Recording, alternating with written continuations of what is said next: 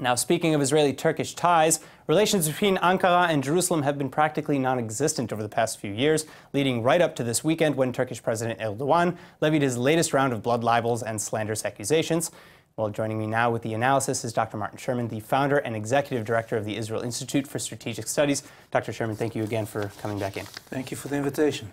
All right, so what's your reaction to Erdogan's latest kind of Well, I think, it's just an unsurprising symptom of a misguided policy towards Turkey. I was very much against the détente. Although I must say, up until the late 90s and early 2000s, I was a strong supporter of Turkish-Israeli relations. But then Turkey was a completely different entity. I think the only thing that's common today between Turkey, the present Turkey, and the Turkey then is geographic location. Everything else has changed. Then Turkey was a secular, Kemalist, westward-looking, almost democracy.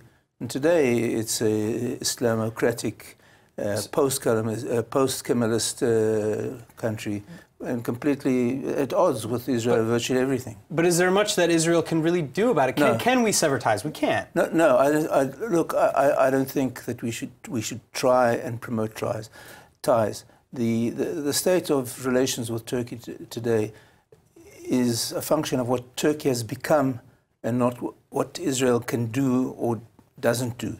I just think it's the incompatible political entities.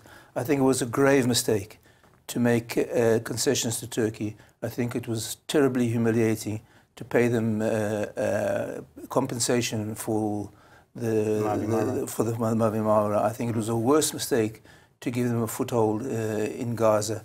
I think the policy of seeing Turkey as some sort of strategic partner, especially with the gas, was completely misguided. And I hope now that people will realize that until Erdogan is replaced by someone more amenable, relations will never go back to what they were. Do you even see that as a possibility, though? Because right now, Turkey is essentially a presidentocracy, and you have President Erdogan who has increasing powers. If you look at the analogy of Iran, I mean, Turkey is not in a good state. The retail sales are plunging. The industrial output is down. The Turkish lira is in a bad way. So you never know. I mean, I think if you looked at Turkey, in the late 1990s, no one would ever predicted that it would be in this state now. And who knows? I mean, Erdogan was in jail.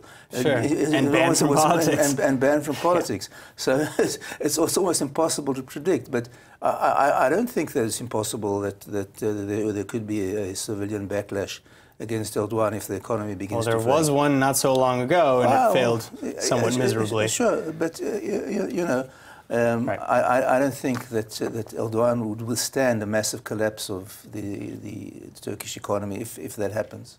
All right. Well, Dr. Sherman, thank you so much for coming back in. Thank you.